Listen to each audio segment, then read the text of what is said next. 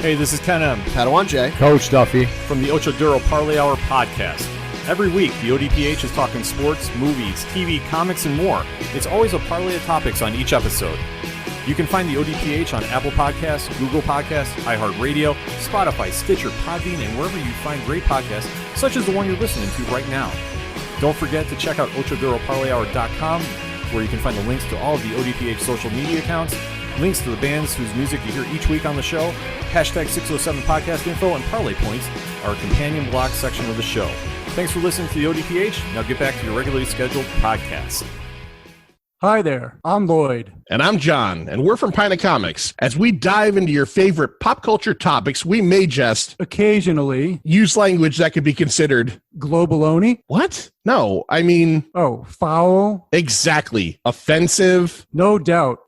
Crass. You bet your ass. Sophisticated. What? No. Anyways, you get it by now. It's mostly just gutter talk. And one more thing. Watch out for spoilers. Sometimes we drop them like trousers. You've been warned. Listen in.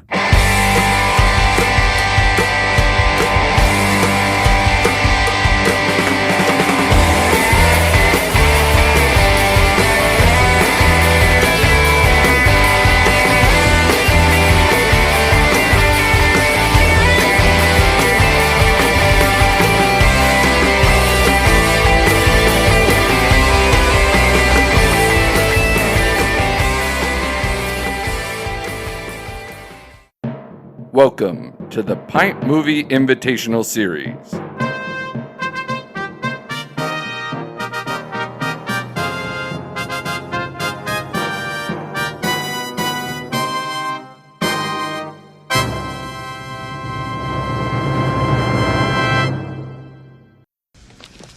So once again, Jones, what was briefly yours is now mine. What a fitting end to your life's pursuits. You're about to become a permanent addition to this archaeological find. Who knows? In 1,000 years, even you may be worth something. Son of a bitch. I'm afraid we must be going now, Dr. Jones. Our prize is awaited in Berlin. Oof. The sound of a pop brings us to another Pint of Comics. That was a mighty one, Manster. What are you drinking tonight? This is called Maple Nipple. It's from Lawson's. It's not maple. It's just a lager. It's just the name of it. Maple Nipple. That's a mouthful. It's got no like syrupy taste to it or anything that would be even, because you'd think like with a beer like that it would have like a sweet aftertaste Well, to when it. I saw it in the fridge, I was like, I'm not really into maple beers. But my wife said, no, it has no maple in it. It's just the name. I am drinking a Two Roads Passion Fruit Goza from Two Roads in Stratford, Connecticut. Their tanker truck series. They have a lime one that is to die for. I hate that I said to die for, but I did. Just a great place. Two Roads. Now you got the Manster and Ganache here, and obviously we're Connecticut boys. If you go back a couple of episodes, probably like 10 episodes ago at this point, Lost in Translation episode, we were talking to our friend Stu from the Pittsburgh-centric podcast, Ghosts of the Stratosphere. And today, live also from Pittsburgh, from actually, I think, we always talk about it when we talk to Stu. Andy from Ghosts of the Stratosphere is actually, you live in Monroeville or no? Yeah, in Monroeville, Pennsylvania. It's the suburb of Pittsburgh. And again, everybody knows it because there's a famous mall here. Because if you've ever seen that movie, and in fact, they used to like have like whole stores that were just set up being like just selling T-shirts. Like you could go there and it's like George Romero's what is it, Day of the Dead? Dawn of the Dead. Dawn of the Dead. It's huge here, and they really do pump it. But yeah, you can go there. They don't have the ice rink anymore. They don't have the ice rink, but they got everything else, and it still exists. It's almost a dead mall at this point, which is fitting, I guess. But especially now. Yeah, malls are pretty much I don't know, it's not a thing anymore. I just saw a whole, like on YouTube, I saw a whole 20-minute little documentary about the fact that malls are just like slowly dying out. It's not a thing anymore. It's not like it was back in the whole last season of Stranger Things was revolved around the fact that, and this was very 80s, that a mall had just been built And Yeah. when was the last time you heard of a mall? There's actually a mall in Connecticut that I think in Norwalk or somewhere that was just built recently and opened very shortly, maybe in the last year before COVID kind of took everything down. But it's like, that's weird. Like, when was the last mall you heard of? So I know, right? They're all built. All the malls that'll ever be are already built. Yeah. People don't go to them anymore. There was like, I read a similar article about the fact that like young kids were going to malls just because it was like, again, it's still a place to socially hang out. And it was like, I don't know, it was hip because it was not cool. Like, I don't know, like it's retro I think at this cool. point it's come all the way full circle. And it's just like people go there because it's like, oh, look how like anachronistic we're being because we're going to a mall now. Like, it's like in Back to the Future. Oh, we're so cool because we're hanging out at the Kenny Shoes. And it's like, hey, it's true. It's true. They're not the place to be anymore. Not like when I was a kid. yeah. Well, if you're a senior, it's good to go early and, walk some laps around the mall in the morning. Yeah, I hear they let seniors do that. I always see it on Big TV. scene. Remember back in the day when you used to go to the mall, like what were your like 3 favorite stores? Like, did you have 3 favorite stores? Okay, well, I can answer I like that. the record stores. Sam Record Goody, store. Yeah. Strawberries, Toys R Us. So where else in the mall could you go and possibly see some boobs? Victoria's Secret. No. Well, yes, there. I'm not talking real boobs. I'm talking real boobs on posters. Yeah, well, Here's a hint. Spencer's. You go Spencer there gifts. and you just would flip Spencer's. through, you go to the back and you just be like, all right, I'm 9 years old and I have a hard on in Spencer's. Like, this is, I don't know what to do with myself, but I'll just have to wait here for a few seconds before this dies down. I was a huge fan of Suncoast. Like, remember when you used to get your stuff at Suncoast? You used to go to Suncoast Movies. It was the only way you were getting VHS tapes or even DVDs. Like, you had to go there, and they used to have all kinds of other stuff. But, like, man, go into a Suncoast. Like, we didn't have one at the mall near I, so I had to drive like an hour to get to the closest Suncoast. And it was like going to Mecca. Like, it was like a trip, dude. I was getting stuff. Like, I was getting movies I could not get anywhere else by going to that Suncoast. And it was like, it was beautiful. Like, it brings tears to my eyes just thinking about it. Mine was all the record stores.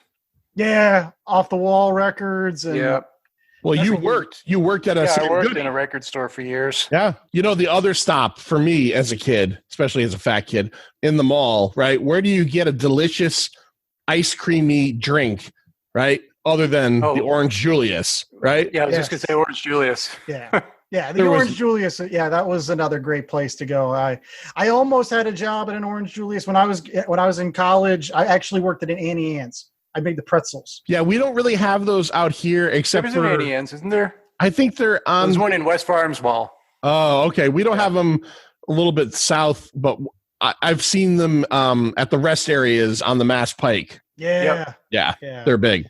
Right, they're always right next to a Sbarro. Annie M's, get your shitty pretzel, and then get your shitty pizza. Hey, it's a day. All right. Do you like the A&W's? Oh, we A&W in the West Farms Mall. Yeah. Yes. Yeah. Did you have A&W places out there? We not so much that I can remember here in Pittsburgh, but my dad was from Chicago, so there was a lot of A&W's out that way. It was either A&W's or it was White Castles, and like nobody had White Castles. But if I would drive out to Chicago, like that's all you had were White Castles, and man, even to this day, a White Castle slider, a big bag of them, still hits the spot. Good beer, White Castles. By the way, I'm drinking a beer from the Midwest on today's program. What do you got? It is it's from New Glarus, which is in farm country out there in Wisconsin. It's a spotted cow, and you cannot get this beer outside of the state of Wisconsin. The funniest story I have about this beer is the fact that years ago there was like this huge blow up because there was a bar right across the Wisconsin-Minnesota line, and they were bringing in kegs of New Glarus spotted cow to their establishment, and they got shut down for bootlegging because they were bringing it across state lines. They were bringing it and selling it just like Smokey and the Bandit. So, but it was huge news out there in Wisconsin. My wife was like, look, the spotted cow's in the news. I'm like, all right. Being a Connecticut guy who's never been to Wisconsin, I've had that because our very own Sir John, who goes once a year to Wisconsin for a big gaming con, Gary Con, he makes it a point to bring Spotted Cow. If John was here right now and you had said Spotted Cow, he probably would have just dropped one in his shorts because he loves that. And I've actually had it. It is a good beer. It is a very good beer. A farmhouse saison, as they call it, but it's tremendous. And if you ever have an opportunity to ever go out to Wisconsin, you've got to visit their brewery. It's the only place I know in Wisconsin that's on a hill, because they don't have hills out there. It's all flat. It's all flat. So like you go up on this hill and they have this big, beautiful beer garden, and they give you good samples, and the whole town is built around the tourist industry of bringing people, because it's just like this real rinky-dink town. So like they'll give you can go and get like German schnitzel in town. Like they have all these little restaurants, and they'll give you like free passes to get like, I don't know, 25% off your meal. It's a great brewer. I think it was actually, I saw a list of like the top 50 microbreweries that you should visit before you die. And I think it was in the top 10, at least according to this internet list. Internet lists. But this one I agreed with because they had this and they had Bell's from Kalamazoo. If you've ever had a Bell's beer, like, Two Heart or Oberon, that's another good one. You can get some Bell's beers here in Pittsburgh, but if I ever have an opportunity for you guys, that's another great one is Bell's Brewery. So okay, well, Andy's here, and we'll talk about his show at the end of the show. But Ghosts of the Stratosphere, one of my favorite podcasts. I've been lucky enough to be on the show several times and to do some articles with these guys. He's here for a Pint Movie Invitational. But before we get into the movie he picked and why he picked it, and then start talking about the movie a little bit, the Manster has, what is it, 5 questions, Manster? Sure, we can call it 5 questions. He's a newbie, right? Any new guest. I feel like a celebrity. Any new guest is going to, and we've talked about this, Manster's got them together, going to give you 5 questions. It's just a gauge. It's a way for us to, and the audience to get to know you a little bit better. So Manster, take it away. There we go. Feel free to give a short answer or elaborate if you want. All right. First one might hit home pretty good. Toaster strudels or Pop-Tarts? I got to go with a toaster strudel. All right. I mean, even though that like goes against my buddy Stu and his love of Pop-Tarts, the toaster strudel is like, it is so much better because you get icing. Like you get real icing, right? Yeah, I hear you. Like, and I don't even put it in the toaster, to believe it or not. I've always put my toaster strudels in the microwave. I've got it down to a science. It's how long you can keep it in there in order to get it just not piping hot that it'll burn your mouth, but just good enough that it'll be warm so that you can just drizzle that icing on top. The toaster strudel is where it's at. Like, and I don't understand how anybody can eat a Pop-Tart if they can get that. It's cold, dry Pop-Tart. Good answer. I just want to interject real quick. I know Pop-Tarts is kind of Stu's territory. I don't think I've ever eaten a warm Pop-Tart in my life. If I have a Pop-Tart, I just eat them. It's a cold thing. I can go either way. Yeah. All right, next one. Terminator or Predator? Ooh. I'm going to have to go with the Terminator just because I like more Terminator movies. Like I like the first Predator movie.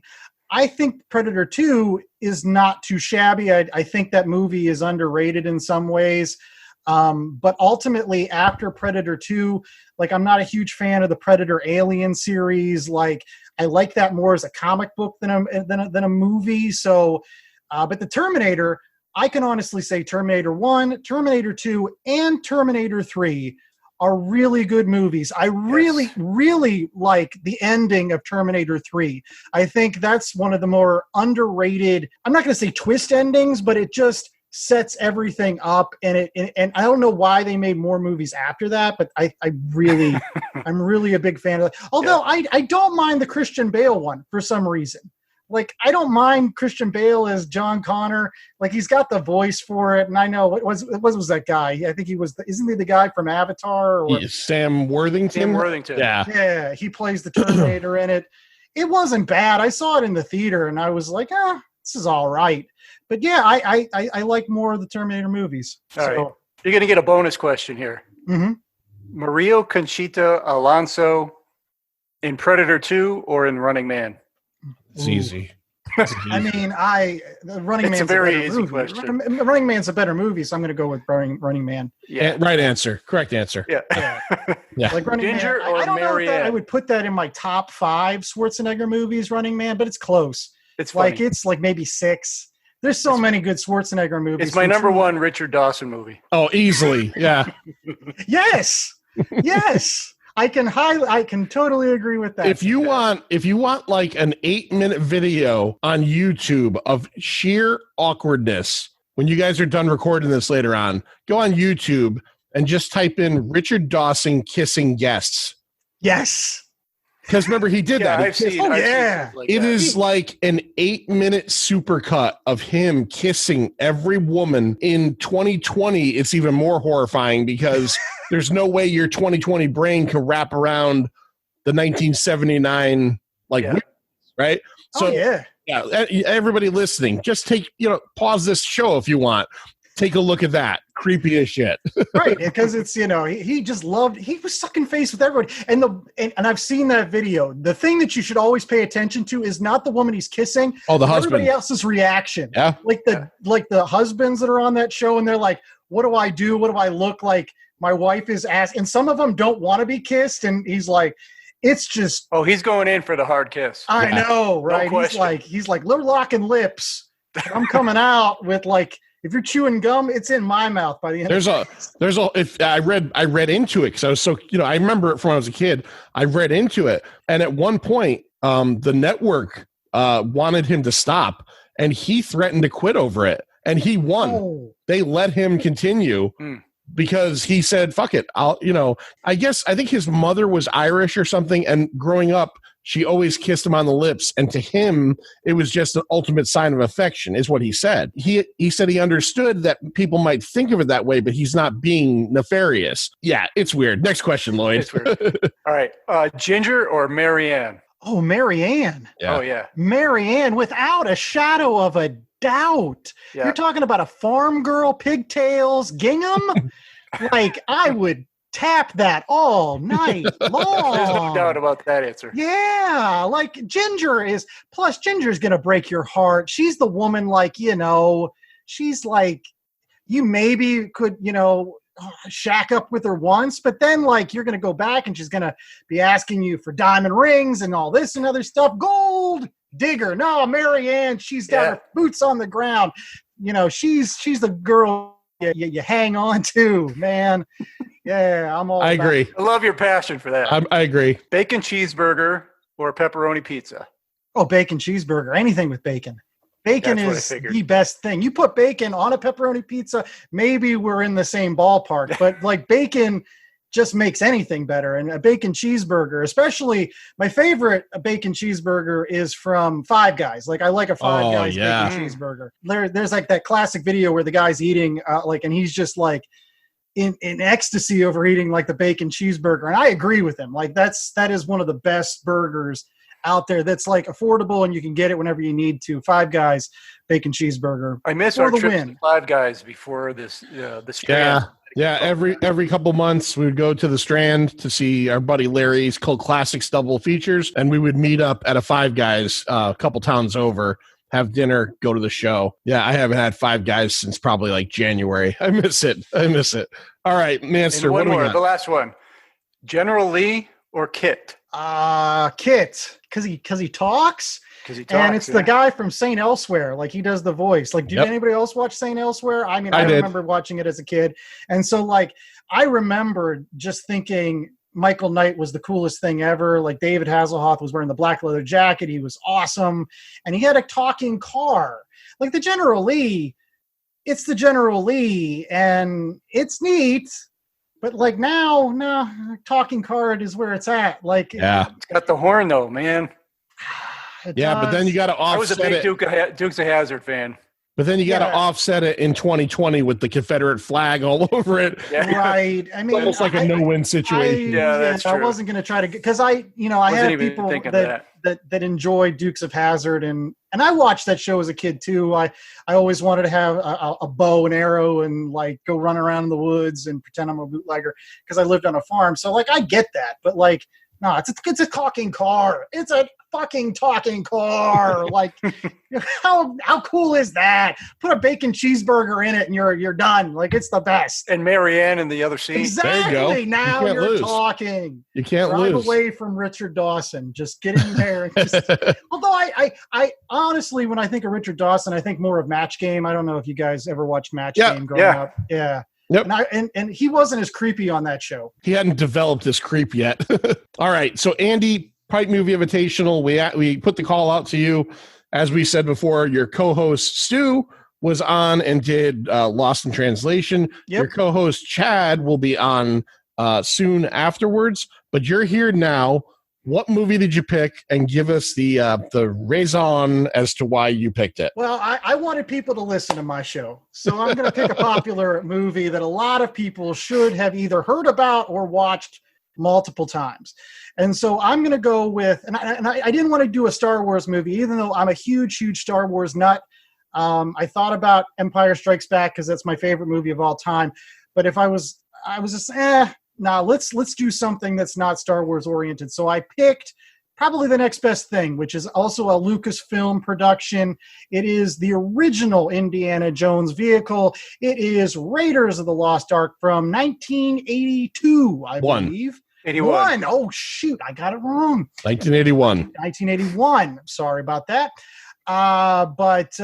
Raiders of the Lost Ark. It is among probably my top 5 movies of all time, up there with movies like the original King Kong, Duck Soup starring the Marx Brothers, and again, the Star Wars movie franchise. And the reason why it ranks so high is because it's one of the first movies I can really remember watching and enjoying as a kid. An interesting story is when I was growing up, I lived out in the boonies. I didn't have cable. I had an antenna, and that's all we had. So we didn't really get a lot. And we didn't even have actually a VHS player for many, many years. But what we did have was something that I don't know if a lot of people have ever heard of. We had a video disc player. Oh, yeah. Like our RCA came out with these records. They were pretty much records. You had to turn it over. Yeah, you had to flip them. Like it would have like half an hour on one or an hour on one side, and you flip the disc. And so growing up, all the movies I just mentioned, Star Wars, Empire Strikes Back, Raiders of the Lost Ark, Duck Soup, the original King Kong, these were all movies that I had on that video disc. And so as a bored kid with no cable or no nothing, this is what I watched. And so I sincerely must have watched Raiders of the Lost Ark at least, 15, 20 times a year during my formative years. So like it was a movie that's been deeply ingrained in me, and I just love it to this day. I like when it comes to Harrison Ford characters, I actually prefer Indiana Jones to Han Solo. I get a lot of grief for that. I agree. No, I agree. But to me, Star Wars was all about Luke. And so like sometimes Han was like taking a back seat, but in Indiana Jones, it's all about Indy. So like for me, that was why, and plus I think it's, growing up now, I think he gets more range with that part than he does with Han, believe it or not. So yeah, that's why we're doing it, because it's a great movie. All right, we'll find out what the Manster thinks about that in a few minutes. So the movie is Raiders of the Lost Ark, and I'm going to say this once, and I'm only going to say this once for everybody out there that might not be in our general age range. This movie is not, as it is now known on Netflix and on the newest Blu-ray I bought, it is not Indiana Jones and the Raiders of the Lost Ark. That makes me fucking crazy. If you look at the Blu-ray, that's what it says on the box, on the side. If you go on Netflix, that's what it's titled on that. I think because the three movies after all started with Indiana Jones, right? They felt that they had to throw that in there. I know that it's not. They don't consider it the official title, but they put it on all of the merchandise now. It is when not. When did they rename that? In the 90s? I would say probably around the time when the trilogy came out on DVD in like the mid 2000s. I think it might have been on there as well. But in any case, if you see that, ignore it. It's bullshit. This movie came out on June 12th, 1981.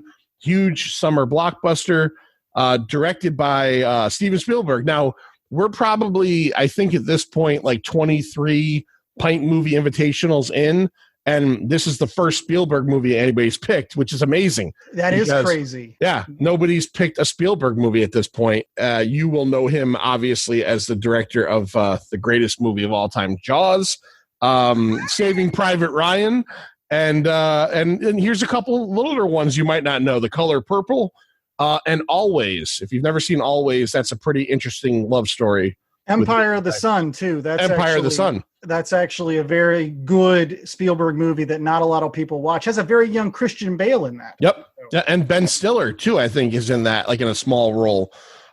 This was written by, so here we go. Story by George Lucas, Star Wars, right? I don't have to say anything else.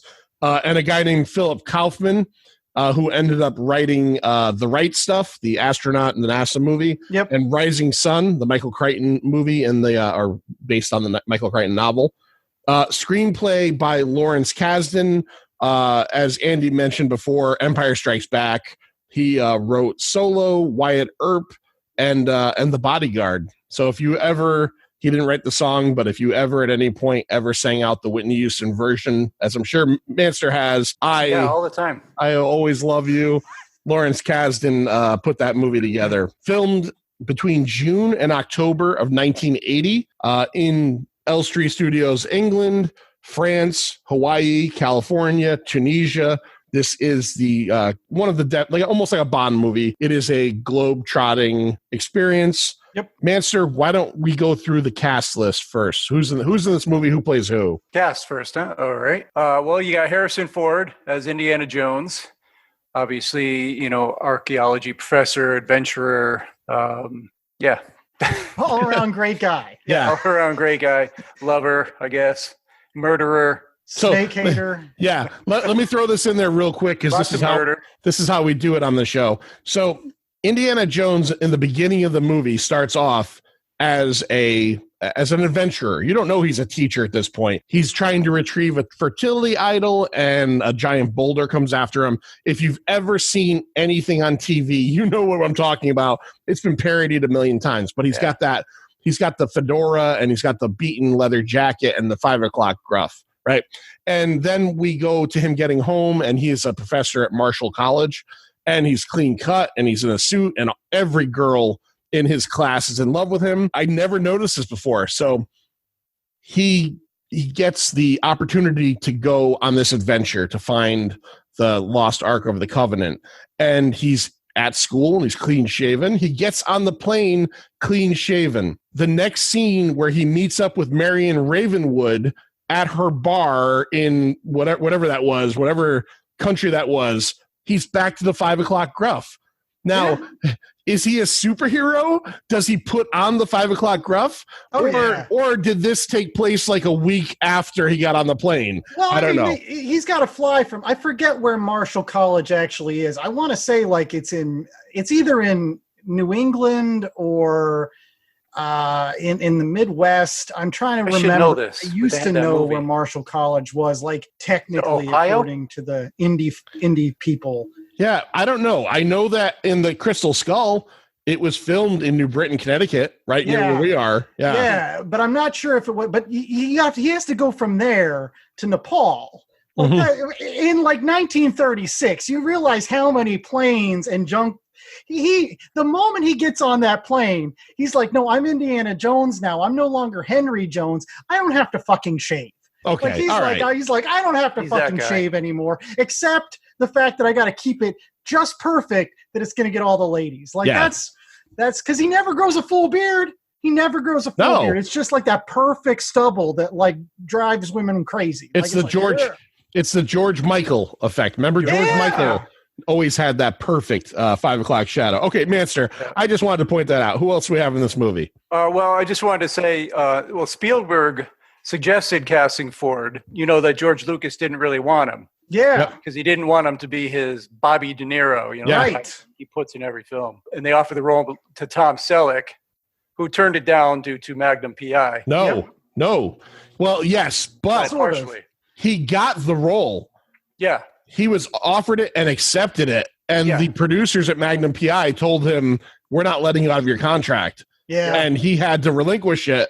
And they hired Ford 3 weeks before shooting. Before shooting, yep. And do you know, did you see who the other, I don't want to say finalists. Some other ones. I didn't write them down. The main one that was, I guess, close to Tom Selleck was from Animal House as well. And we'll get into Marion in a second. Tim Matheson. Yeah. Oh, yeah, that's right. Yep. Yeah. Animal House is a great movie, but like I don't understand like why somebody looked at that and was like, we need to get all the people from Animal House. The dean, we need to get all these people. Just bring them all in. We'll just film Animal House in 1936 and put the Lost Ark in. I'm glad they made the choices they did. Like it's amazing how like these movies would have not become what the movies we like. No, they would have made these just very small changes, and it's just like things work out the way that they're supposed to. You know what I mean? Oh yeah, that's what I think. Well, speaking of Marion, you got Karen Allen as Marion Ravenwood. Yes. The reason why this movie works. Yeah. This movie works because you have Karen Allen. All the rest of them don't work because you don't have Marion Ravenwood. Period. They don't work. She showed up in the last one. She does, and that actually is the saving grace of that movie. Okay, skip what he's saying, Manster. Keep talking. Go ahead. Well, she's the daughter of Abner Ravenwood, who Indiana wasn't he going to find him? Yes. He has to get the headpiece to the staff of Ra. Yep. And former lover, apparently spurned by Indiana Jones earlier.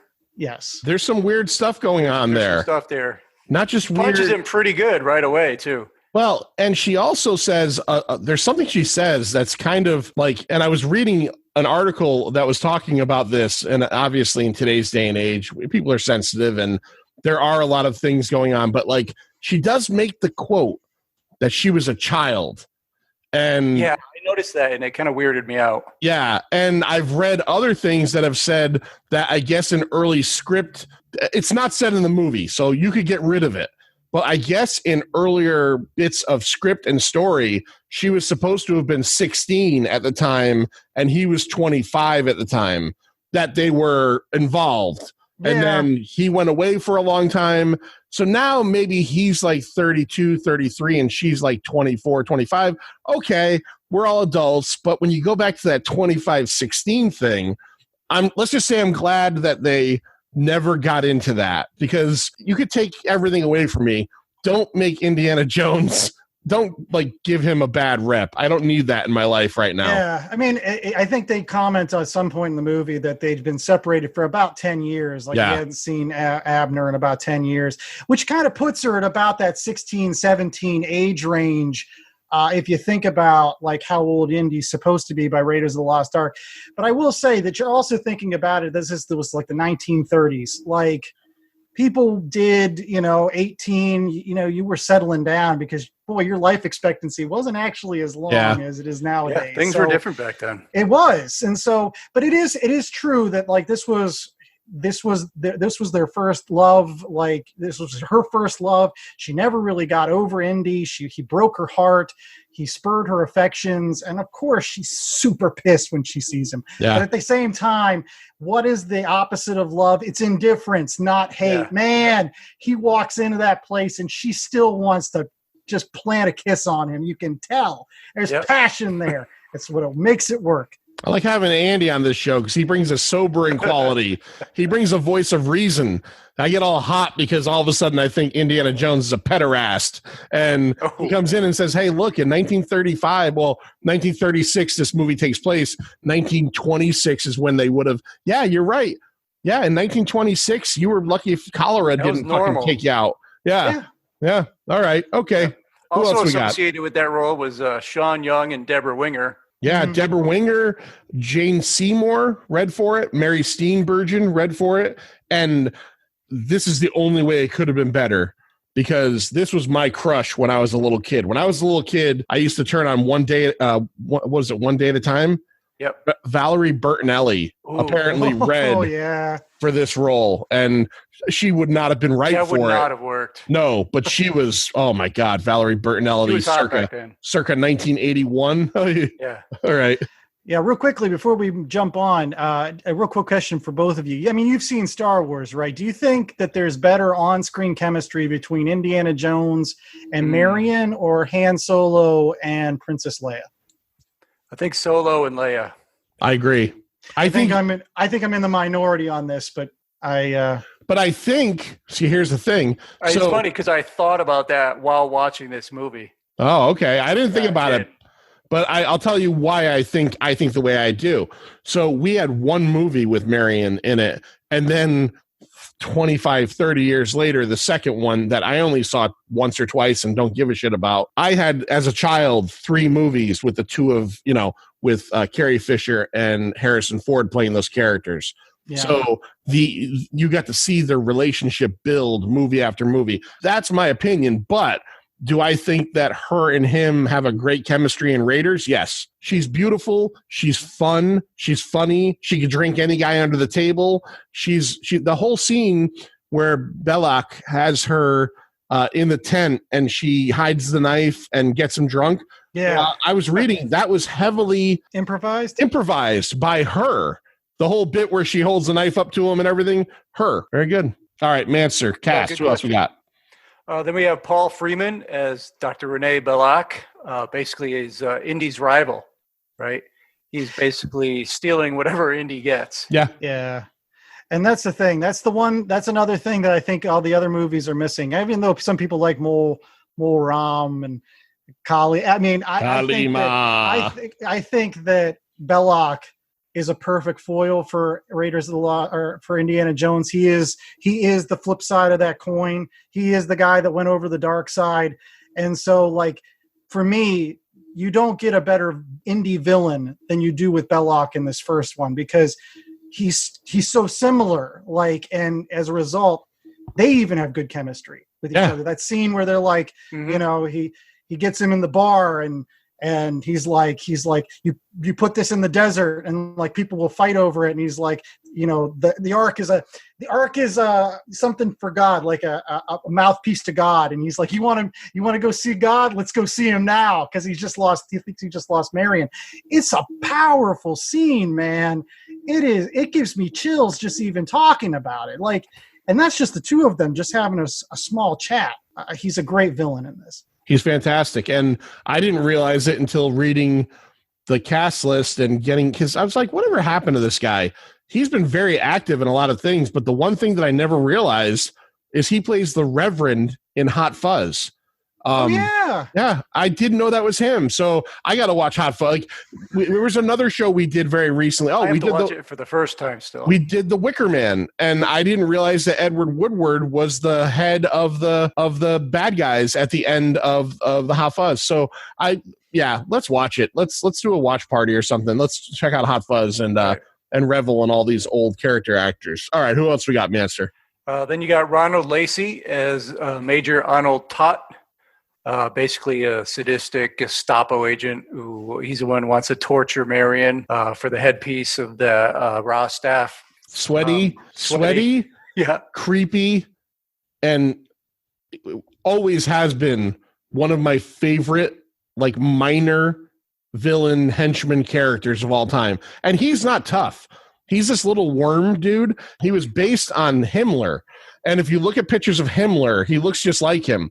Yeah. But like, there's just little moments with him, obviously with having the staff imprinted on his hand, and he's really fun to watch.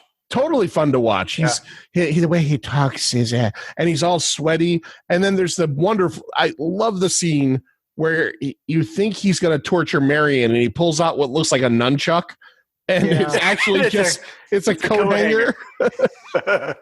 And let's not forget, he has one of the greatest all-time screen deaths ever. His fucking head melts. and in 2020 standards of, I guess, special effects, it's simultaneously as fake as you can get and as rad as you can get. Like, I don't care that it looks like a bunch of crayons layered on top of each other melting away. It probably was. And it very well may have been, but you know what? I told, like, Lindsay was reading again as I watch these movies. She doesn't watch any with me. She's reading, and I said, "You got to watch this dude's head melt." Yeah. She's like, "Oh, I remember this when I was a kid. It scared me." I was watching it with my wife, Nicole, and she said, "Oh, that looks kind of cheesy. Like now, like in retrospect, it looks like a bunch of claymation, like just melting away." And I was just like, "No, these are practical special effects. Yeah. You realize how much time and effort it took to come up with this scene back in 1981. Like, you have to give these people props for creating special effects that still, they stand the test of time. They're still good special effects, and they're practical. They do not involve any CGI or trickery or anything like that. Kudos to them. Like, that's all I got to say about them. Master, I'm going to let you finish off the cast because I keep on getting all excited. Go ahead. Give us whoever you have left. Also, who turned down that role was Roman Polanski and Klaus Kinski. Oh, wow. Yeah. I didn't know about Roman Polanski. Klaus Kinski hated the script and called it moronically shitty. Yeah, well, he's an artiste. Yeah, Klaus. Then you got John Rhys Davies as Salah, basically the best digger in Egypt, right?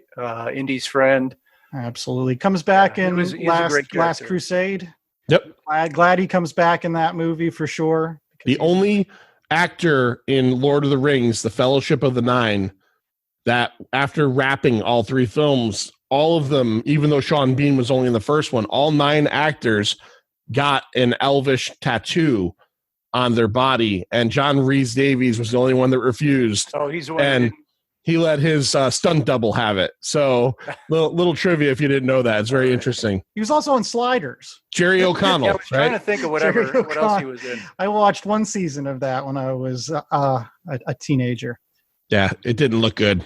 No, it wasn't good, but you didn't have anything to do on a Friday night. Yeah. Yeah, Spielberg initially approached Danny DeVito for that role.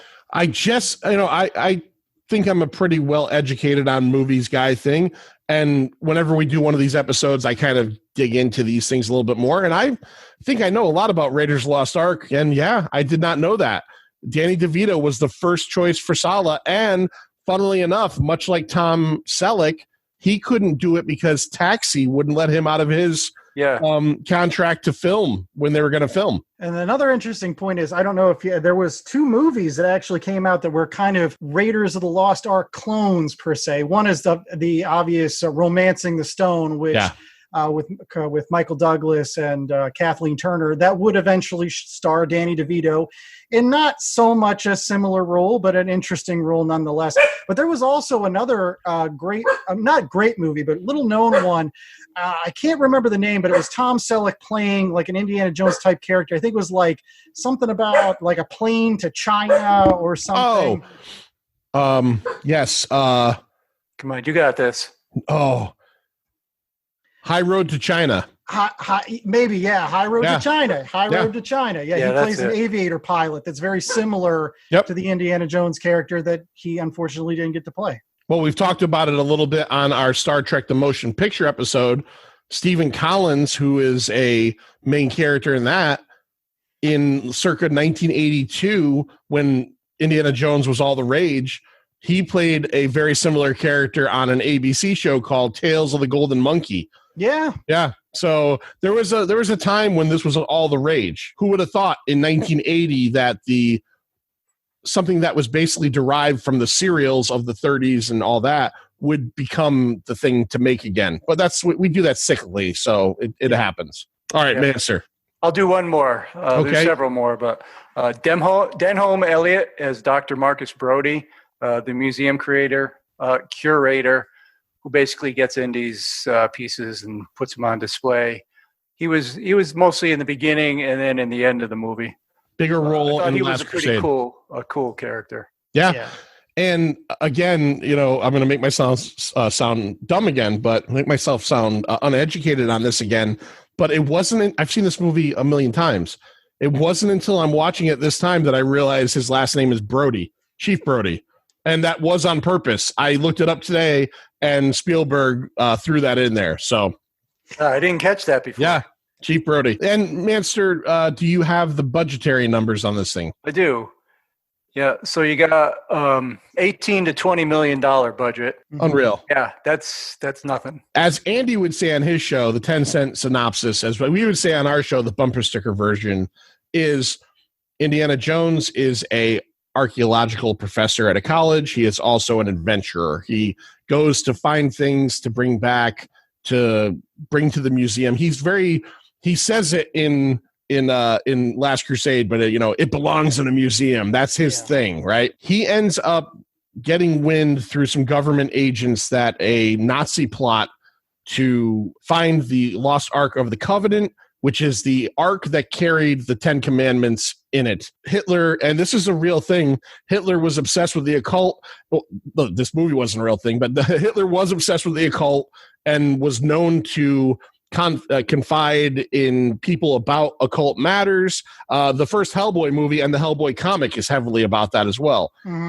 So it's essentially a race. Can the Nazis find the Ark first, or can Indiana Jones find the Ark first? That is the entirety of the idea of what this movie's behind. And then along the way, you meet up with Marion Ravenwood, who is obviously an ex-lover of Indiana Jones, Sala, who is an old friend, and you have Renee Belloc, or what did Sala call him? Belloc, who is as Andy said perfectly, he is the flip side of Indiana Jones. Indiana Jones is a noble person who does what he does for the sake of history, and Belloc is a tool bag who will not only do things for money, but he'll accept money from the Nazis, which is the dirtiest, worst money you could ever get. Nazis. Yeah. If you essentially say that this guy will work for the Nazis, then you don't have to say anything else. Oh yeah. Yeah. And it's not like there's not a gun on him. He's willingly working for the Nazis. Right. Paid mercenary. It's the worst kind. But yeah, it's a tremendous movie. And it's one of those movies that if you watch it enough times, you realize that Indiana Jones, like the plot of this movie would have happened regardless of whether Indiana Jones was there or not. Yep. I think people have pointed it out very famously, or more than I, that basically if ultimately what happens is the Nazis get the Ark, they open it, and they all die. Yeah. Like that would have happened regardless if Indiana Jones was there. The only thing Indiana Jones does is make sure that the Nazis can't get it a second time. Like he gets it at the very end and takes it somewhere else so that they can't get it. They can't, we're learning from our mistake and not opening it this second time or whatever until we have to. So, but yeah, still though, great movie based on the 1930s and 1940s serials. And if you watch this movie, the reason why I love it is because I love 1930s and 1940s serials. Go out to GhostStratosphere.com. You'll read some of my articles about these serials from the 30s, which always ended with cliffhangers. And that's all this movie is. You can even set your watch to it. Every 15 minutes, there's almost like one more cliffhanger where Indiana Jones should die, and then at the last second something happens and he doesn't. Like whether it's they're trapped in the well of souls, and the snakes are coming through, and they shut the tomb up, and he's like, I'm going through the wall. And that would be the end of the episode. Then they're in the airport, or not the airport, but the airstrip, and like there's gasoline coming towards the airplane where Marion's stuck inside, and is it going to explode? Is Indy going to save her in time? The whole truck chase, for God's sakes, that truck chase, one of the best things in cinema. That's just one cliffhanger after a next. Yeah, I never really looked at it that way, as like a continuation of a bunch of serials. Oh, yeah. And I haven't watched this movie nearly enough to appreciate it as much as you two guys. To be honest, I've watched it twice in my life. Really? Wow. See, what gets me about that Manster is, and again, this isn't one of the many John jokes about the Manster's age, all right? But so when this movie came out, you were 1981. How old were you? 15. So I would think that this would be like I was 6 or 5. So I would think that this would be like at the top of a 15-year-old's. Like, I get it. You were a swimmer. You're big time into music. You love that stuff. But I would think like, oh man, Indiana Jones, Raiders of the Lost Ark. This would be your jam. And I just didn't care. I mean, I liked it, but that was it. It ended there. I saw the second movie, Temple of Doom. Have you seen Last Crusade? No, I've never seen anything after Temple of Doom. Okay, so we're obviously gonna see Crystal Skull on the show. We're doing our buddy from Forgotten Cinema, Mike Field. We're doing that. Last Crusade. Now I know we're going to talk about ratings at the end, and I get the idea that you're not super hot on this movie, but I think Last Crusade is going to knock your fucking underwear backwards, dude. Really? I honestly do. I honestly do, because what were your issues with this movie? Well, no, my issue was I fell asleep 10 times at least. By the time I got to the end, it was so much. There's a lot going on in this movie. It's not a simple movie. There's a lot of things that happen. There's a lot of moving parts. And if you miss one and then you miss another one 5 minutes later and then another one 5 minutes later, I'm totally lost.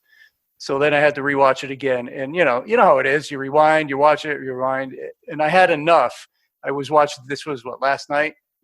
I had enough after 2.5 hours. I couldn't stand it anymore. So I just said, fuck it. And I stopped watching it. But you finished it? I came home today after work. Right. I sat down at 4 o'clock and I fell asleep again. Oh my God. Yeah. All right. I'm setting up a doctor's appointment for you. Yeah. I don't know what it is. I often talk on my podcast about my older brother Dave. He's about the same age as you, Manster, and he had an enormous poster of Raiders of the Lost Ark on his bedroom wall. It was like Star Wars. It was Mad Max. It was the Road Warrior. It was Indiana Jones, and that was like. So it's crazy. But I get it. Not everything's for everybody. But my parents didn't really let me go to a lot of movies as a kid. Okay. The first Star Wars movie I ever saw, even though it all came out during my, younger years, was the third one. Oh, so you didn't even see Star Return Wars? of the Jedi was the first Star Wars movie I saw in the theater. So you didn't see Star Wars in the theater? No. In 1977 when you would have been 11. But the funny thing was I saw Jaws in the theater. Better movie. It's all right. I mean, at least you got that one. I mean, that's. I really quickly want to jump on something Andy said, because I had never thought of it that way. But a couple of years ago, and I was never a real big fan of this show, but I happened to see an episode of The Big Bang Theory where they go to watch Raiders of the Lost Ark in a movie theater, and one of the characters, I think it might have even been Will Wheaton, who's in that show, explains to them that Indiana Jones has no bearing on the story of this movie at all. And much like Andy just said, he does not. Everything that happens in this film would have happened. Now, they might not have happened as fast. That's the one caveat that people say, is that the Nazis were tailing Indy from the beginning, as you see on the plane. There's a Nazi watching him on the plane. Nazis, there's actually some people that think that the Nazis purposely put out the communique that they were looking for the Lost Ark, so he would hear it, knowing that he would go to Abner and get the staff or the head, and then they can get it from him. But yeah, when this movie ends, the last 20 minutes of this movie, and again, I love this movie, but he's ineffectual. He's tied to a pole. Yeah. He literally does. The bad guys accidentally kill themselves in this movie. And and they should have known better, for crying out loud. Well, they're Nazis. They're power hungry. Yeah. Hitler knew better because he obviously made them test it out on that island and not, because they had that line of dialogue where and it's the only line of dialogue too. And I was reading about this, that they decided to put it in at the end because nowhere in the movie. So the one SS officer says, "I'm uncomfortable with this Jew relic," or Jew. What does he say? Ritual. Right. He says that, and they put it in there because they realized not that you have to paint the Nazis out to be bad guys, but at no other point in the movie had they mentioned the Nazis' hate of Jewish people. So that one line was put in kind of to drive that home. Mm-hmm. But yeah, Indiana Jones is tied to a pole. Now the other half, that there's two other things that I want to ask Andy about. Mm-hmm. Number one of the things that was, I think, originally written in the script. Well, it was definitely written in the script. I don't know if they filmed it and cut it, which I find just so weird.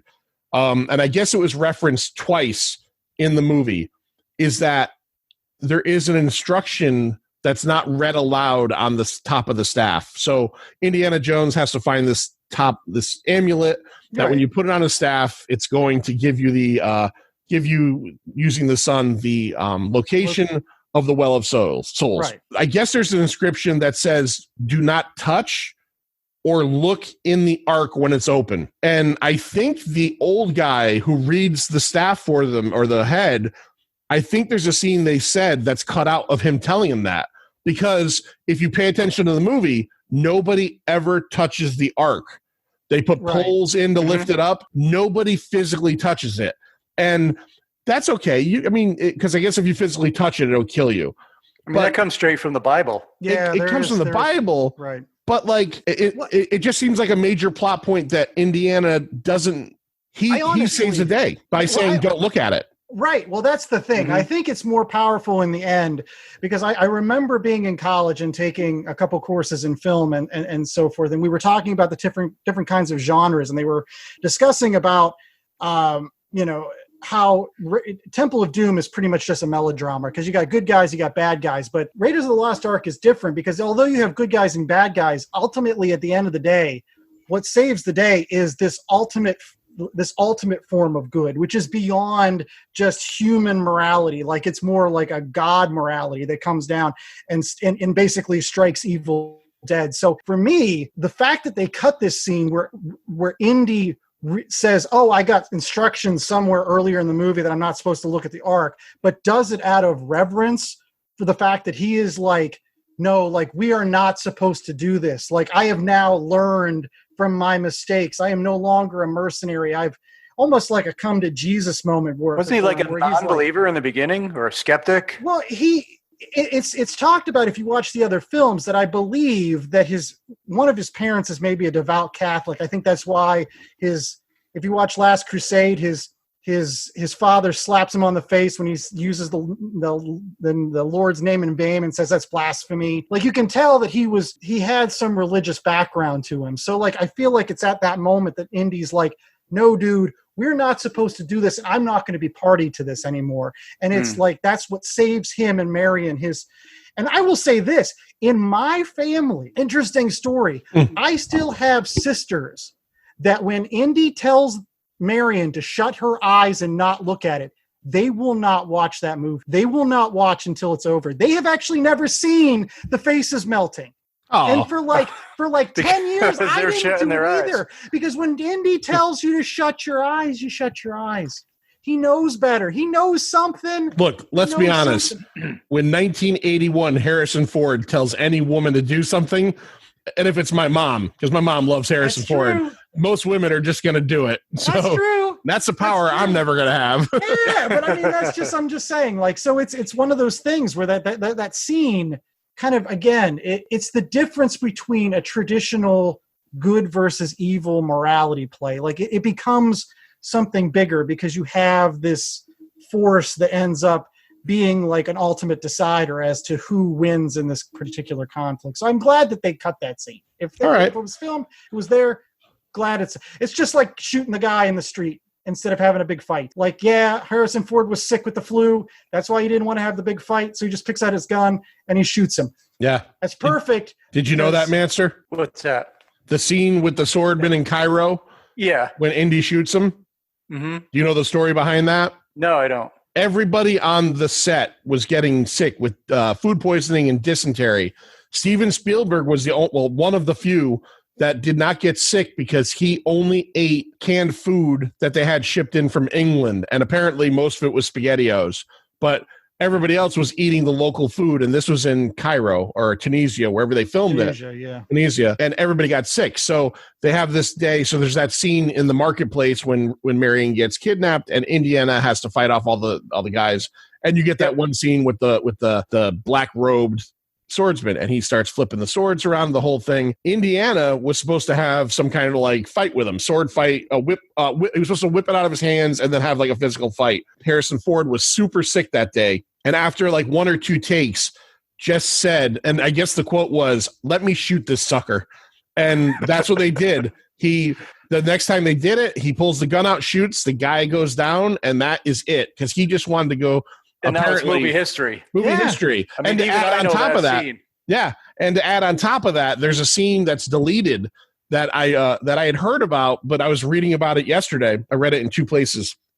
There's a scene where I guess the Nazis are about to execute Sala. And I've seen it, a picture of it. He's up against like a pole, and the guy has a gun to his head. And I guess he was supposed to bow down before he shoots him. And he bowed down and shit his pants. He was so sick. And they decided just to like fucking cut that whole bit out. Just cut it out. He was going to get away nonetheless. He wasn't going to die, but they were just like, forget it. He apparently bent over for the scene and shit all over the place.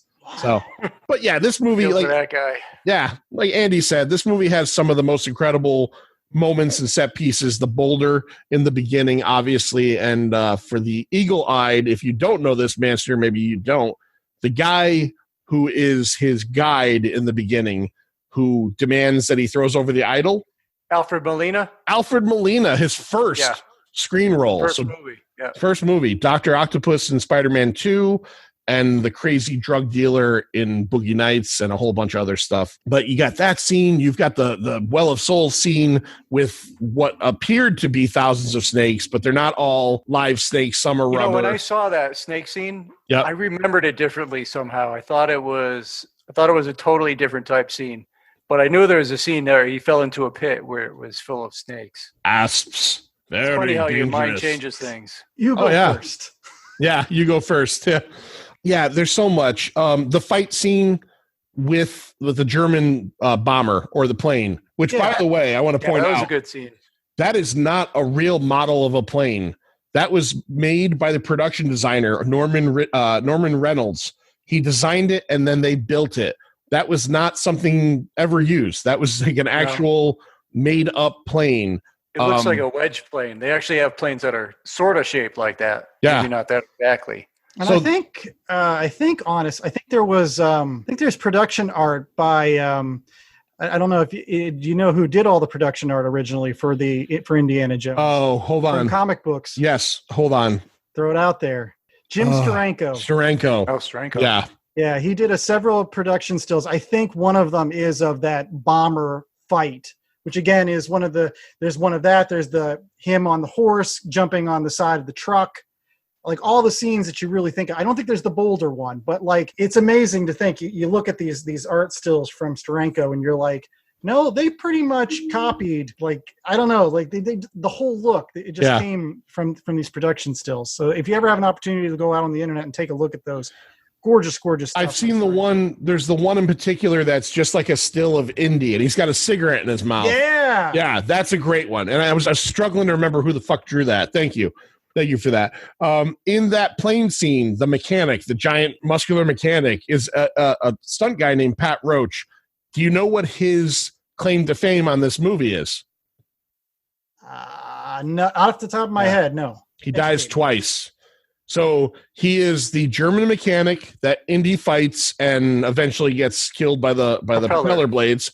He is also in the Nepal scene. He's the giant Sherpa that Indy fights. There's the bit in that where he hits Indy over the back with a breakaway chair.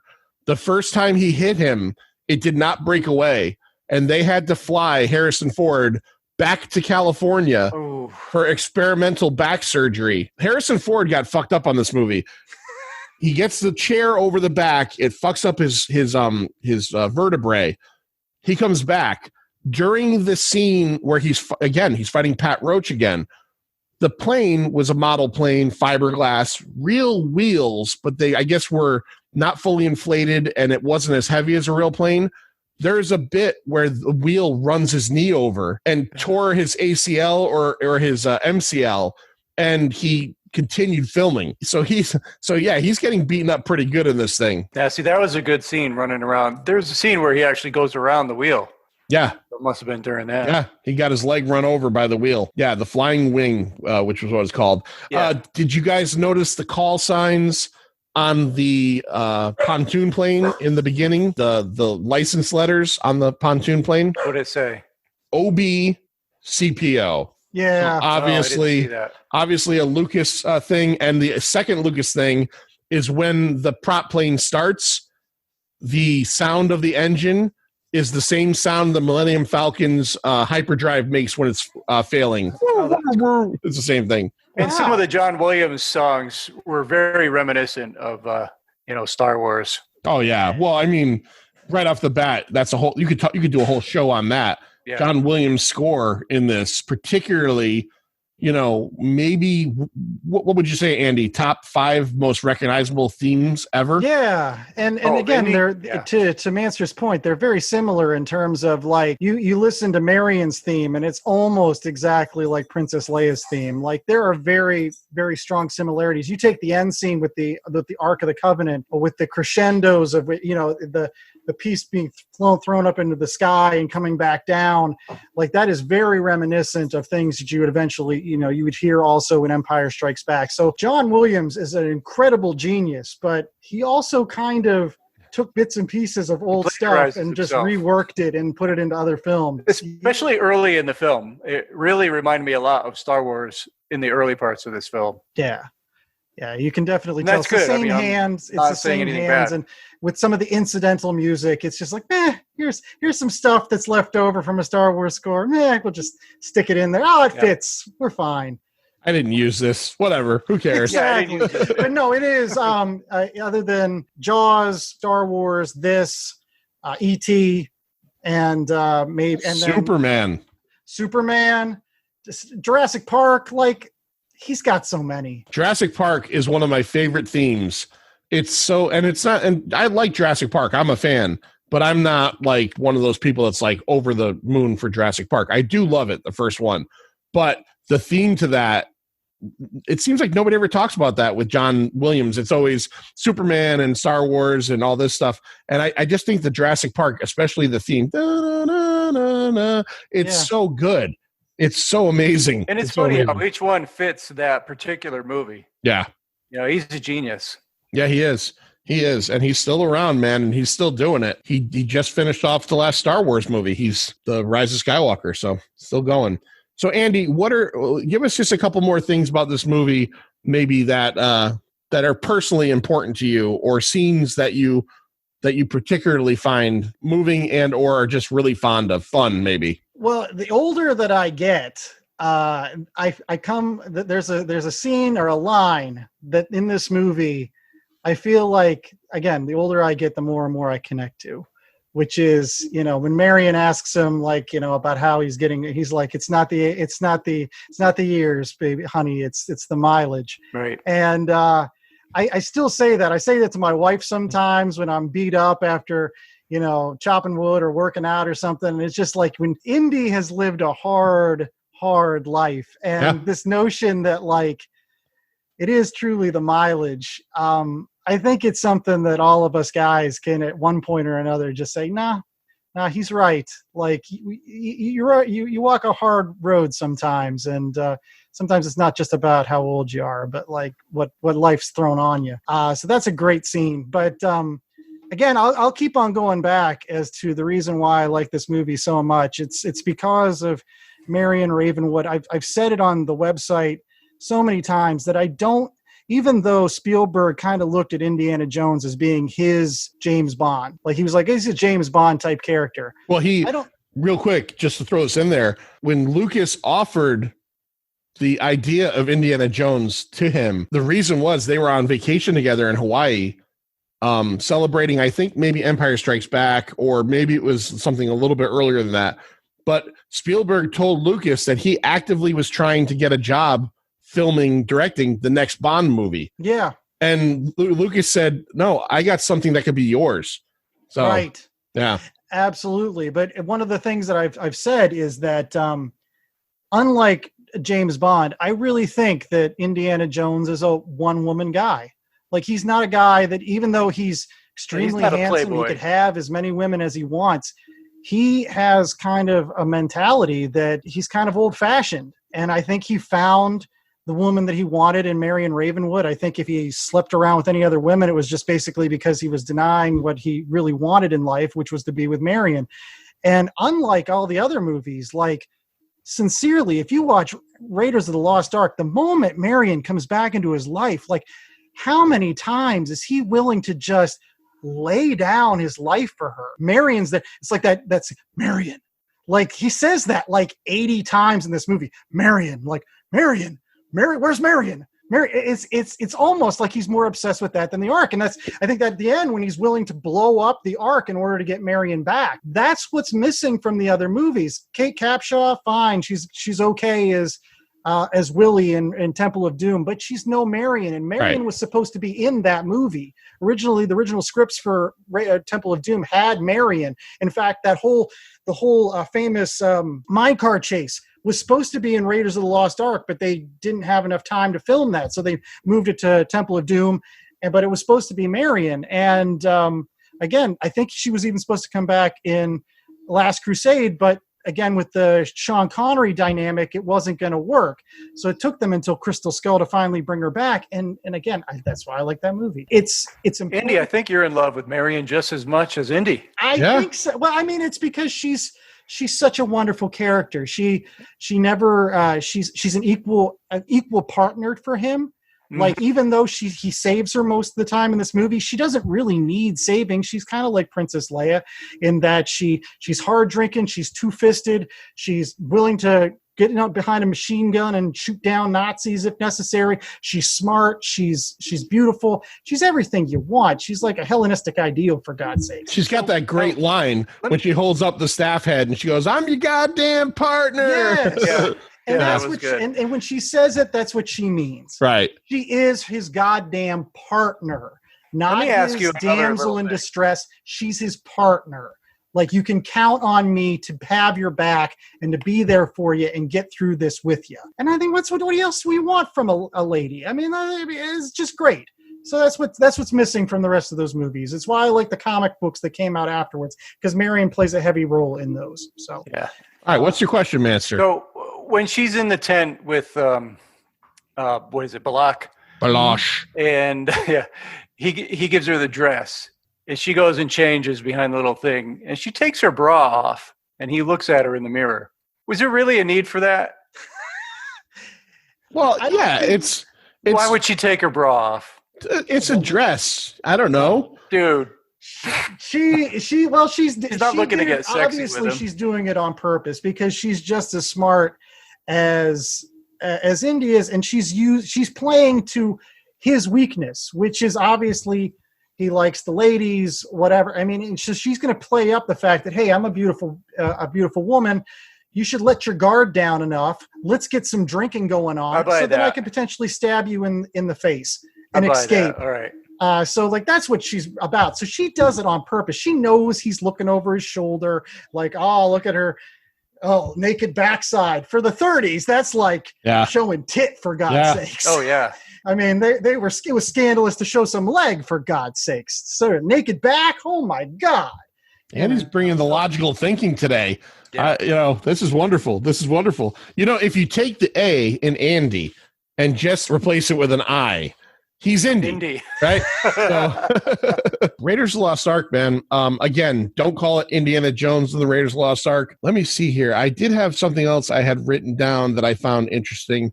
Oh, it was just something I don't think I ever noticed before, but the number 9906753. Do you guys know what that number is? No. Is that the number they put on the side of the Ark box? Yes. That is the lot number for the Ark. So if you're ever in that giant warehouse, and you have to find it, that is where you will find it, apparently. Yes. Now, if you happen to be 51. One of the top men. Top men, top men. From Porkins. What's up, Lloyd? I said, was that supposed to be Area 51 at the end? Yes. It's freaking huge. Yeah. You'll learn more. It was early in the days. It's before they had all the aliens. No aliens crashed yet, so they couldn't fill it up with spaceships. You'll learn more. Yeah. You know what? I'm going to have to sit and rewatch whatever's on Netflix. I know there's at least 3 of them. Yeah. I don't know if Crystal Skull is, but it's got Temple, and if you want to go in order, you kind of screwed up already because Temple of Doom is technically a prequel. Temple of Doom takes place 2 years before Raiders, and then I think Last Crusade is a few years later. Yeah, and I then think it's Crystal 1938. Skull, Crystal Skull is like 1950. 57. 57. Holy 21 shit. years after Raiders of the Lost Ark. So, but no, it's speaking, by the way, of Temple of Doom. I mean, every one of these movies, and the last thing I'll say about it, every one of these movies had a component that I wish was in the rest of them. Okay. So, like, for example, Raiders of the Lost Ark had Marion. Marion all the rest of them could have benefited from having Marion in them. Temple of Doom benefits from having Short Round, because Short Round is by far the best sidekick. Is that the little kid? Yes. Yeah. And he is actually, if you watch Temple of Doom, he's the moral compass. Like, this is an Indiana Jones is a little more mercenary in Temple of Doom. And so without Short Round saying, no, Indy, like, we got to stay on the straight and narrow here, that his character falls in that movie. Yeah. And then in Last Crusade, you get his dad. And so, like, all of these movies have one more character that those movies could benefit from. Now, Crystal Skull, no. It benefits from bringing Marion back. That's the only thing that I could say about that. But ultimately, the other three, there's one character that kind of the movie coalesces around, other than Indy, that brings your attention. And those are my three. You don't have those three characters, Indy isn't as good for my money. So a couple years ago at Terrificon, which is our big con out here, and it was the first year Terrificon was at the Mohegan Sun, but not in the giant showroom they have it in now. It was like in a ballroom. I had to go. I had gotten press passes for the old podcast that I was on, and they told me to go into this wing of a hallway, go down, go to the third door, and they're going to give you your press pass there. Just have your ID. So I'm I'm walking down this hallway behind this dude, and he's in front of me, and he goes in first, and I go in next, and he's talking to somebody, and I'm not paying attention to him at all. And he's talking to the guy behind the counter, and they're having a nice conversation. And the guy's getting his what looks like press passes, but it was actually a guest pass, giving it to him. He's signing in. I start signing in, getting my pass. The dude looks at me and says, "How are you doing?" And we start talking, and it was Ki Hu Kwan, who played Short Round. And we had a conversation for like 2 or 3 minutes. I'm like, oh my God. I'm like, yeah, I love the Goonies and, you have conversations Temple of Doom. with everyone at those cons. Yeah, but it was so weird because as soon as I looked at him, even though he is probably a little older than me, like maybe 47, 48, maybe around there, even though he's a grown man, you look at him and it's like fucking Short Round. Like, it was just so cool. His speaking voice was the same. You know, kind of the not broken English, but definitely there was enough of an accent. It was really cool, and it was really weird. But yeah, I'm a big fan of Short Round. I think he's Temple of Doom is probably my least favorite of the Indy series, but it benefits from having Short Round. Again, he's the perfect sidekick for Indiana Jones. And honestly, they should have brought him back in Crystal Skull and made him be the whatever. Yeah, well. That movie. All right. All right, Lloyd, why don't we jump into box office? This will be for the year of 81, right? All right. Yeah, I can do actually more. So for the year of 81, $8.3 million opening weekend. Okay. All right. In that year, it made $212.2 million. All right. Yeah. So that was in the original year of release. Wow. Since then, it's been released 3 other times. So a total of 4 releases. A total of $248 million box office, and that's domestic U.S. $390 million worldwide. Yeah, and that's not accounting for inflation. No, those are just straight numbers. And then if you want, we can get into the releases of that year and that weekend. Yeah. All right, so that weekend, it's 81. Box Office Mojo only had 2. So that weekend, Raiders of the Lost Ark was number 1 with 8.3 million. Number 2 was History of the World Part 1. Nice. Yeah. Mel Brooks. Yeah, that's not bad. Not one of my favorite Mel Brooks movies, but still pretty decent. Still fun. Yep. And let's work backwards. 1981 as a whole, the year. Number 10, Time Bandits. Oh, okay. That's decent. That's Number not a 9, bad movie. The Four Seasons.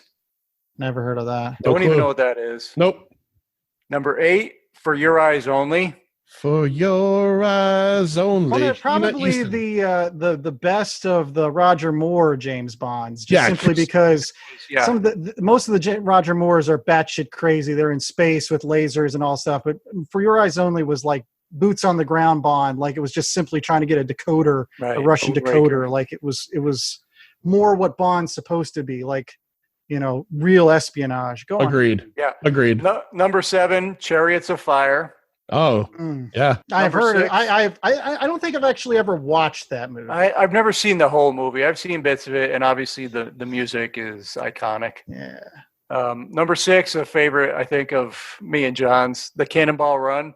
Oh, yeah. Adrian Barbeau. Yeah. Not as good as Smokey, but decent. It's got what Dom DeLuise is in that one, right? Yeah, oh, yeah. Yep. Number 5, Stripes. Oh, very That's good. Fact Jack.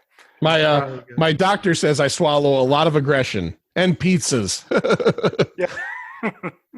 Number 4, what is it? You Could Be Caught Between the Moon and New York City. Arthur. Okay. Number 3. All right. I think John should start trying to guess now. 1981. Number 3. Superman 2. Yes. Yes. Nice. You got it. First Yes. try. Filmed at the same time as Superman 1, back to back. Yep. Really? Yep. Yeah. Richard Donner pulled Peter Jackson way before it was even popular to do so. But then he got fired, and they had to bring another director in to finish it. And it was a whole mess. I think it was a whole mess. Kneel before Zod. Great line. But yeah. All right. Number 2, I don't think you'll guess. So I'll just hold say on. it. Hold on. 1981? Yes. The Great Muppet Caper? Nope. No. Give me one more shot. Clash of the Titans? Nope. No. Okay, go ahead. Think older generation. Oh, not Cocoon. No. I don't know. What do you got? On Golden Pond. Oh, fuck. What was that? Henry Fonda. Henry James Fonda. Yeah. Yeah, that won Best Picture that year, I believe. Yeah. I could be wrong. No, it could have been Chariots of Fire. I'm not sure. I know Henry Fonda won Best Actor. And speaking of Best Picture that year, so Raiders of the Lost Ark were nominated for 9 Academy Awards. Yeah. And they won 4, including Best Sound, Best Film Editing, Best Visual Effects, and Best Art Direction / Set Direction.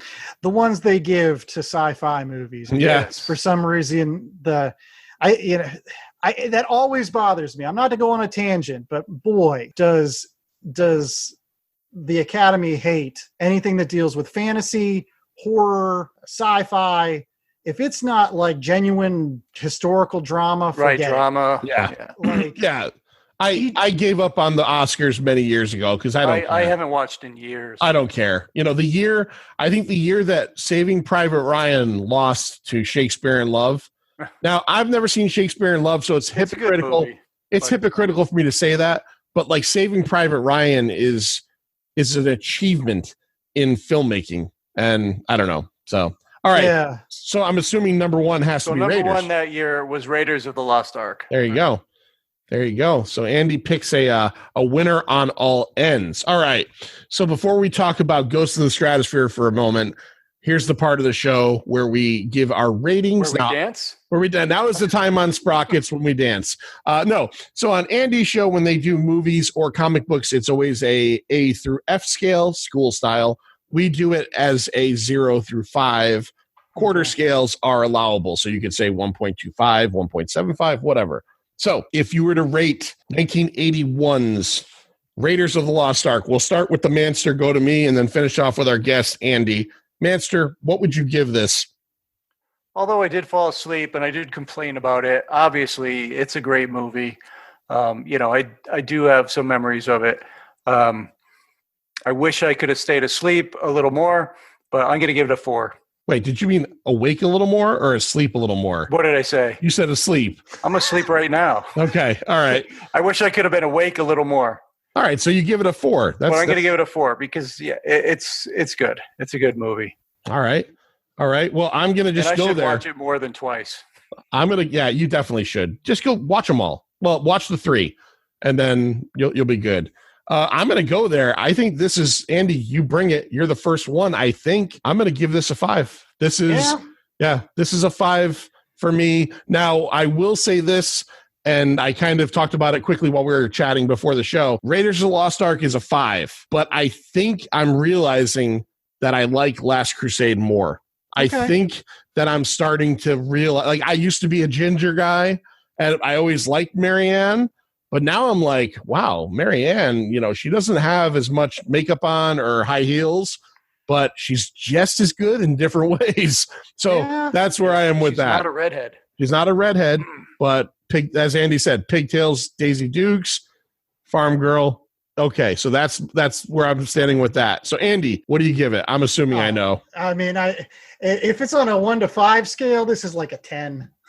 There we go. This is so far off the scale. If it's a 5, I will say that Last Crusade is probably the second best indie movie, and it's not.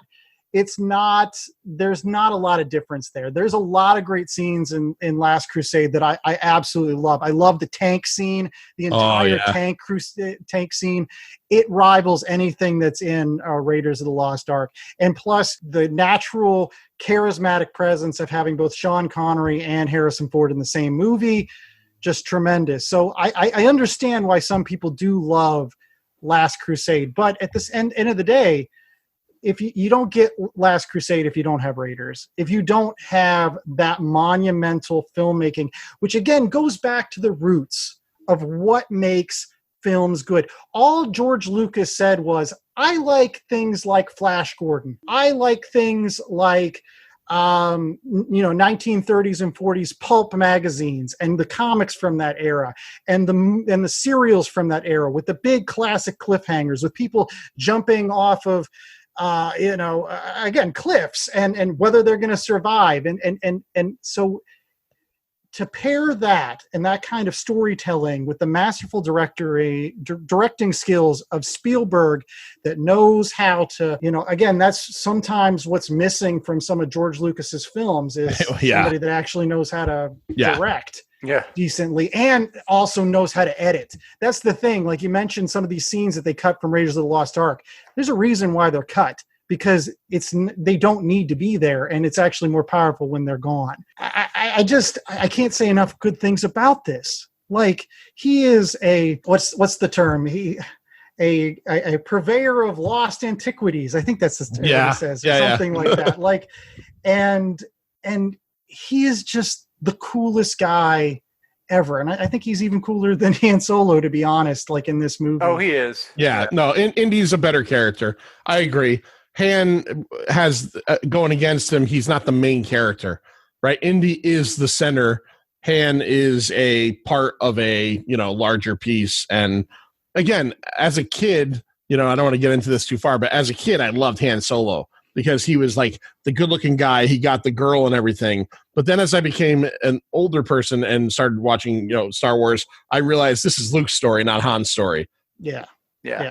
But it's ultimately, and he gets a lot of good character development, especially if you watch this movie, if then you watch in Temple of Doom, if you watch Last Crusade, and even into Crystal Skull. Indiana Jones is a character that is given an opportunity to grow, especially in this movie. I mean, at the beginning, he seems to be more of like a mercenary. Like, he just seems to be, even though he wants us for a museum, he's willing to have people die on his watch in order to get what he, sure, they're not the best people, but by the end of it, he's willing to just say, screw it. Like, I don't want the Ark. I just want Marion back. Give her back to me, or else I'm going to blow this thing up. And of course he backs down, but I think it's because he knows in the end that these people are going to get their comeuppance, whether he blows it up or not. Interesting thing that you brought up earlier that I never thought of, because you were talking about how they were using Indiana Jones to basically do all their dirty work for them. Like, he was the one that ended up finding the Ark. It's like the Nazis were hedging their bets in this. They're like, if Belloc doesn't work out, we've got Indy doing the work too. And I think that's why in some of these scenes, they actually let him live. Did you ever wonder at the end of the movie, they got him dead to rights? Like, they got like 1,000 Nazis shooting. Yeah. And they tie him to a pole. Like, I think it's because they were like scared that like maybe Belloc would screw something up, and they're like, well, we got this other guy, let him do the ritual so that we can still get the Ark. Then we'll shoot him afterwards, like, or something. It seems like they're stringing him along so that they can keep again, hedge their bets and making sure that they get it. So it tracks. It absolutely tracks. Yeah. All right. Yeah, it's a 5. It's a 5. 6, all right. 7. A 10 from Andy, a 5 from me, a 4 from the Manster.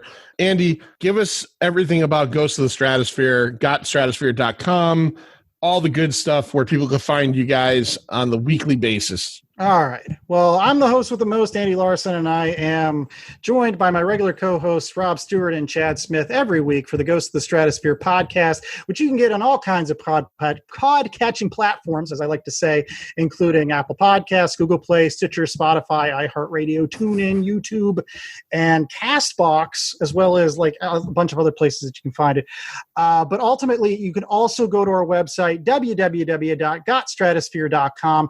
It is a fantastic website where daily we put out all kinds of pop culture, comic book, movie related articles written by our staff that hopefully you can, even if you're not into comic books, which is primarily what we talk about on our show, we really have the focus be trying to open the tent for comic books and bring people back in to say comic books are for everybody. But even if you're not a huge fan of that, make sure that you check out our website, because we've got other things like movie reviews and TV reviews and toy reviews and all kinds of great stuff. That's at gotstratosphere.com. Yeah, that's us. Me and the Manster can second it. We both like the show very much. We both love the website very much as well. I think your latest show is Superpowers. Yeah, we just did a Superpowers. Again, it's interesting because sometimes we don't like to do read piles all the time. Like oftentimes our main focus of our show is reviewing a book. Sometimes I've got to come up with other things. And this notion we've been doing recently of top 10 lists, doing them live on a show and kind of debating them, it's gotten some legs recently. So, and again, as I say, our shows are evergreen. Like especially the ones, since we do a lot of books that aren't recent books. We do books from the past, comic books that you should check out. So if you ever go out there, we've got more than 150 episodes. I could say that you could at least listen to 125 of them anytime. So if you have time this summer, download our shows, listen to them. They're great. I agree. I'm a couple behind. I just finished listening to Born Again, the Daredevil episode. Yep. So I think I've been behind on everything the last couple weeks, but I think I'm 3 behind. But yeah, that was another great episode. And what I like about the show is, you got the 3 of you guys, but then you have your wife and Stu's wife will pop on. I like your rookie guys too. Yeah, the rookie Zach Josbeck particularly is really great. And it's always good. I was thinking of you when we did Born Again, because I keep on going back and I tell the guys that we should do more of those classic books that pretty much everybody knows, like the books like Dark Knight Returns or Mouse or Watchmen and things like that. Because again, and bringing a rookie on, because I remember, John, that the first show that you ever listened to, you told me, was when we did the Dark Phoenix saga as a rookie read pile. And we brought the rookies on. So I'm always thinking about that and how that could kind of help bring people again into the tent.